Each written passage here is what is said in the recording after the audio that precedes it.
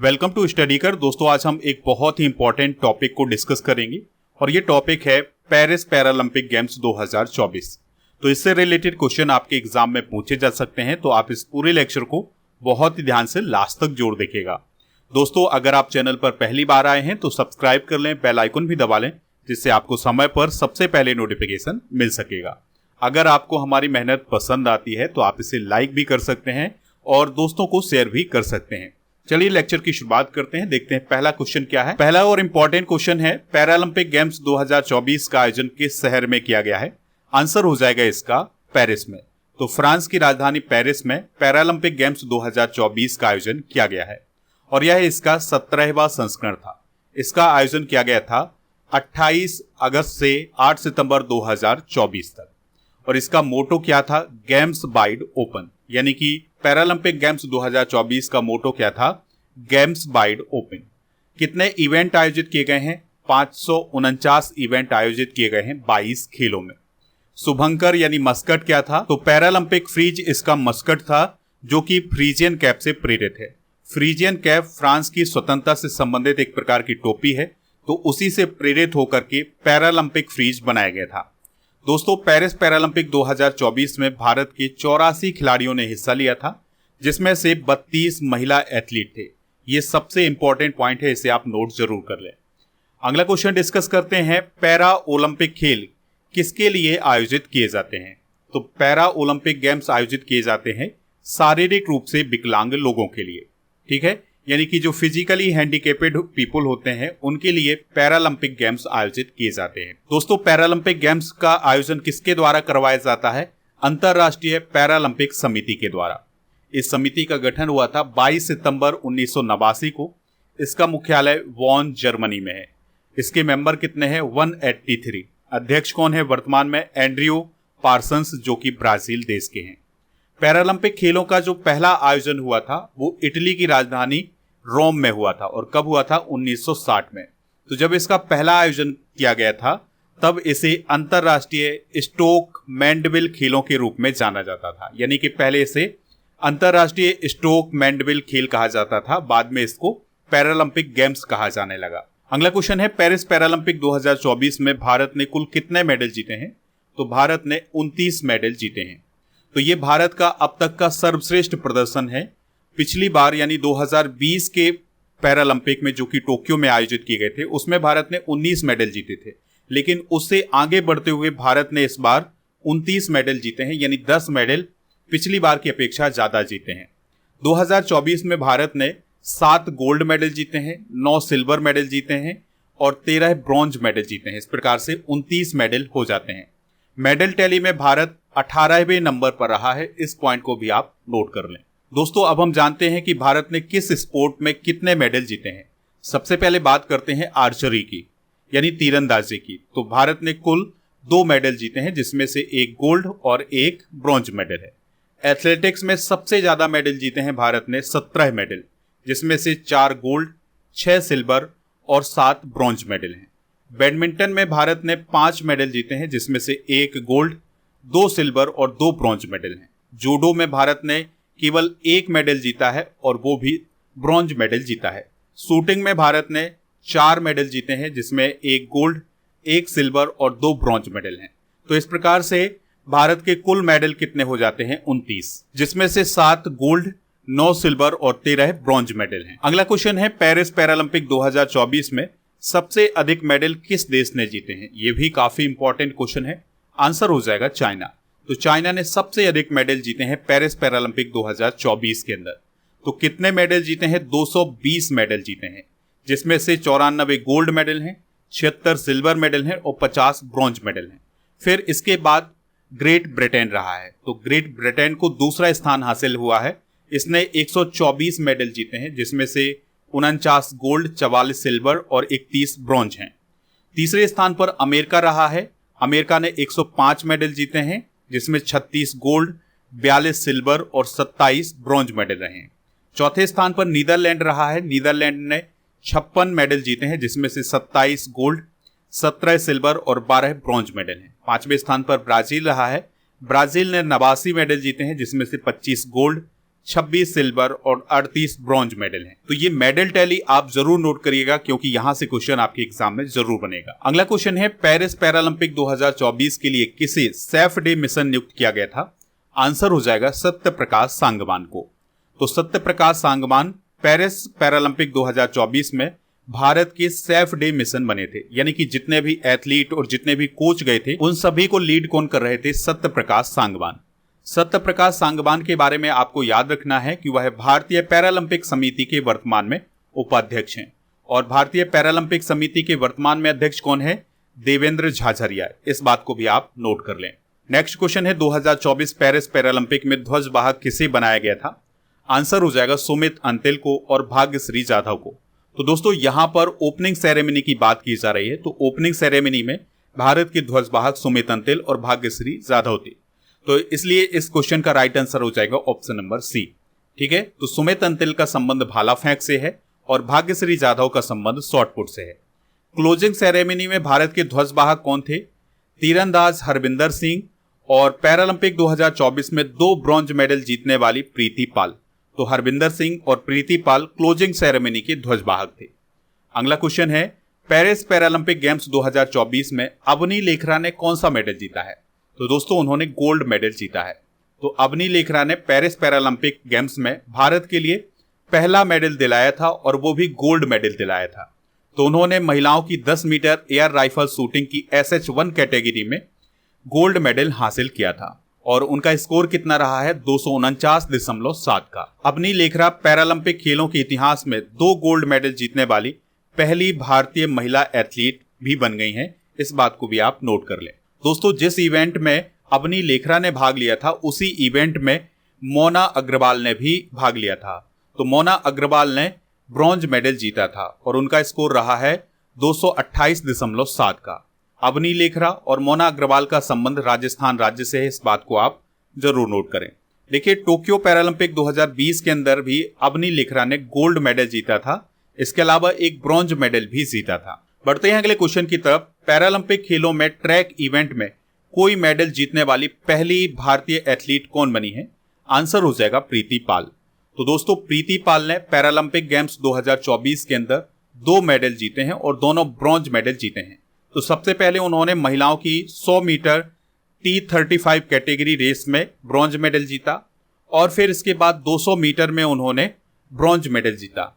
इस प्रकार से वो पैरालंपिक खेलों के ट्रैक इवेंट में कोई मेडल जीतने वाली पहली भारतीय एथलीट बन गई हैं। 200 मीटर की रेस को पूरा करने में उन्होंने 30.01 सेकेंड का समय लिया था, और 100 मीटर की रेस को पूरा करने में उन्होंने 14.21 सेकेंड का समय लिया था। अगला क्वेश्चन है, पेरिस पैरालंपिक 2024 में मनीष नरवाल ने कौन सा मेडल जीता है? तो दोस्तों उन्होंने सिल्वर मेडल जीता है। तो उन्होंने पुरुषों की 10 मीटर एयर पिस्टल की SH1 कैटेगरी में सिल्वर मेडल हासिल किया है। उनका संबंध हरियाणा राज्य से है। अगला क्वेश्चन है, पेरिस पैरालंपिक 2024 में रूबीना फ्रांसिस ने कौन सा मेडल जीता है? तो दोस्तों उन्होंने ब्रॉन्ज मेडल जीता है। तो पैराशूटर रूबीना फ्रांसिस ने ब्रॉन्ज मेडल हासिल किया है पैरालंपिक गेम्स 2024 में। तो उन्होंने वीमेंस 10 मीटर एयर पिस्टल की SH1 कैटेगरी में ब्रॉन्ज मेडल हासिल किया है। और रूबीना फ्रांसिस का संबंध किस प्रदेश से है? मध्य प्रदेश से। पेरिस पैरालंपिक 2024 में नितेश कुमार ने किस खेल में गोल्ड मेडल जीता है? तो उन्होंने बैडमिंटन में गोल्ड मेडल जीता है। आपको याद रखना है कि उन्होंने सिंगल्स की SL3 कैटेगरी में ये गोल्ड मेडल हासिल किया है, और उनका संबंध राजस्थान और हरियाणा से है, यानी कि उनका जन्म हुआ था राजस्थान में, वर्तमान में वो हरियाणा में रहते हैं। नितेश कुमार ने पैरा बैडमिंटन वर्ल्ड चैंपियनशिप 2024 के अंदर ब्रॉन्ज मेडल भी हासिल किया हुआ है। अगला क्वेश्चन है, योगेश कथुनिया ने पेरिस पैरालंपिक 2024 में कौन सा मेडल जीता है? यह भी काफी इंपॉर्टेंट क्वेश्चन है। आंसर हो जाएगा सिल्वर मेडल। तो डिस्कस थ्रोवर हैं योगेश कथुनिया, तो उन्होंने पेरिस पैरालंपिक 2024 के अंदर सिल्वर मेडल हासिल किया है, और उनका थ्रो रहा है 42.22 मीटर का। 2020 के पैरालंपिक के अंदर भी उन्होंने सिल्वर मेडल हासिल किया था। उनका संबंध हरियाणा के बहादुरगढ़ से है। अगला क्वेश्चन है, पेरिस पैरालंपिक 2024 में निषाद कुमार ने हाई जंप इवेंट में कौन सा मेडल जीता है? तो इस क्वेश्चन का जो राइट आंसर हो जाएगा वो हो जाएगा ऑप्शन नंबर बी, यानी सिल्वर मेडल। तो निषाद कुमार ने पुरुषों की T47 कैटेगरी में हाई जंप में सिल्वर मेडल हासिल किया है, और उन्होंने कितनी जंप लगाई थी? 2.04 मीटर की, और वह उनका सीजन बेस्ट स्कोर है। 2020 के टोक्यो पैरालंपिक के अंदर भी उन्होंने सिल्वर मेडल हासिल किया था। उनका संबंध हिमाचल प्रदेश से। अगला क्वेश्चन है, पैरालंपिक 2024 में सुमित अंतिल ने कौन सा मेडल जीता है? तो दोस्तों उन्होंने गोल्ड मेडल जीता है। सुमित अंतिल का संबंध जेवलिन थ्रो से है, तो उन्होंने 70.59 मीटर का थ्रो फेंक करके गोल्ड मेडल हासिल किया है। और दोस्तों आपको याद रखना है कि यह इनका पैरालंपिक रिकॉर्ड भी बन गया है, यानी कि पैरालंपिक के इतिहास में अब तक किसी ने 70.59 मीटर का भाला नहीं फेंका है। तो ये इनका पैरालंपिक रिकॉर्ड भी बन गया है और उन्होंने अपना ही रिकॉर्ड तोड़ा है, यानी कि पिछली बार 2020 के टोक्यो पैरालंपिक में उन्होंने रिकॉर्ड बनाया था और अपना ही रिकॉर्ड तोड़ते हुए उन्होंने इस बार भी गोल्ड मेडल हासिल किया है। टोक्यो पैरालंपिक 2020 के अंदर भी उन्होंने गोल्ड मेडल जीता था।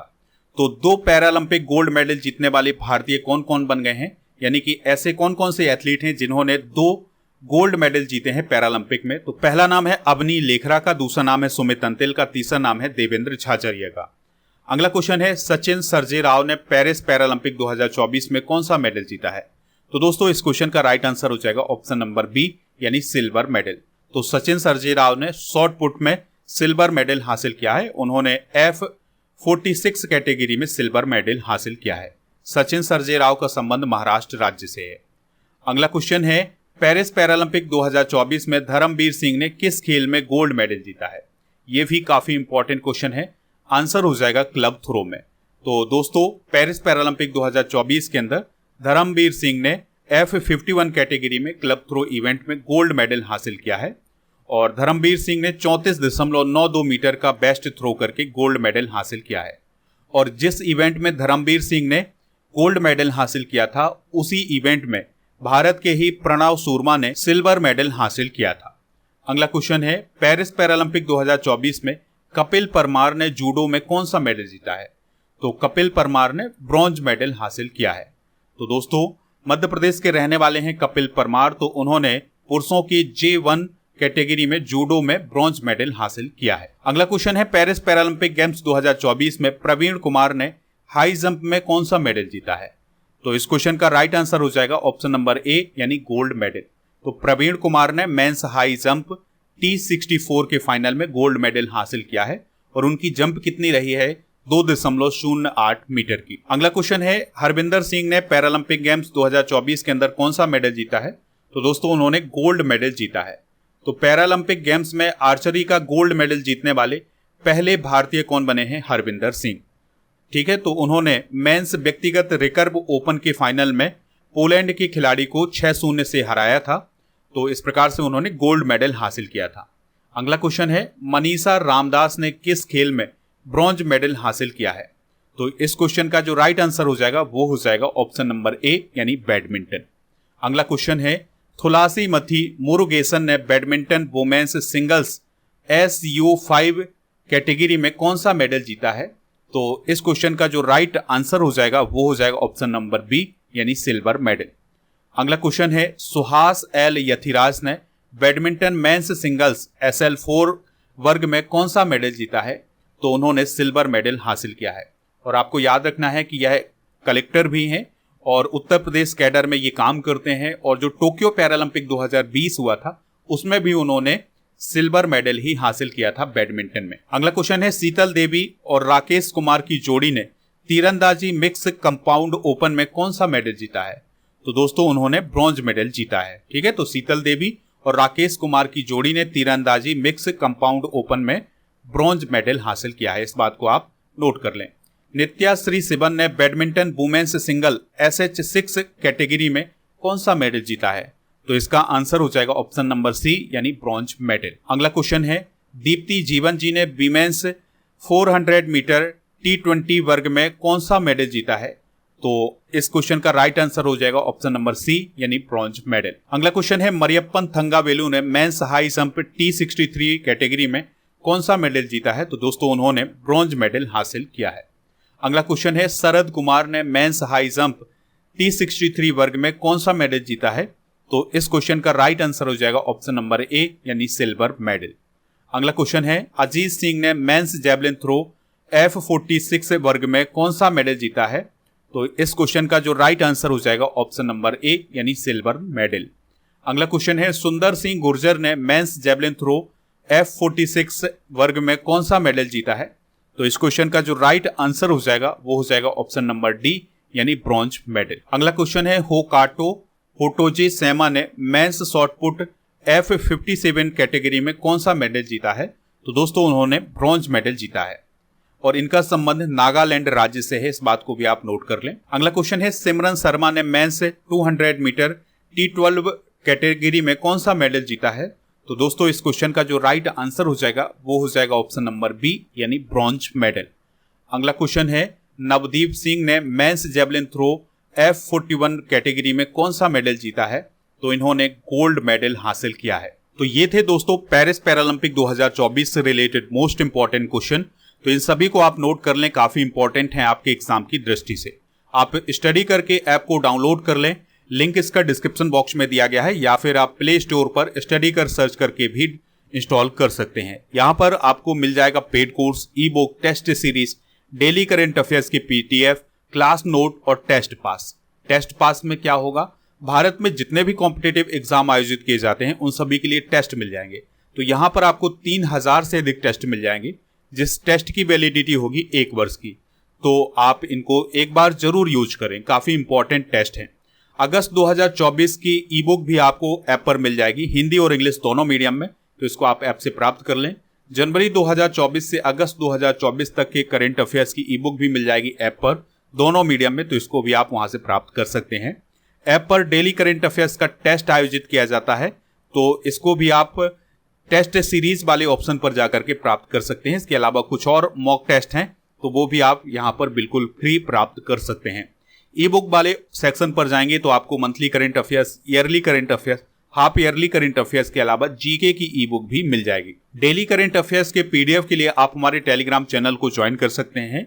आपको टेलीग्राम पर जाना है और स्टडी कर ऑफिशियल सर्च करना है, तो वहां पर आपको चैनल मिल जाएगा, उससे ज्वाइन हो जाएंगे तो आपको डेली करंट अफेयर्स का PDF भी मिल जाएगा। आप हमारे व्हाट्सएप चैनल को ज्वाइन कर सकते हैं, इसके अलावा इंस्टाग्राम पेज को भी फॉलो कर सकते हैं। इन सभी का लिंक डिस्क्रिप्शन बॉक्स में दिया गया है।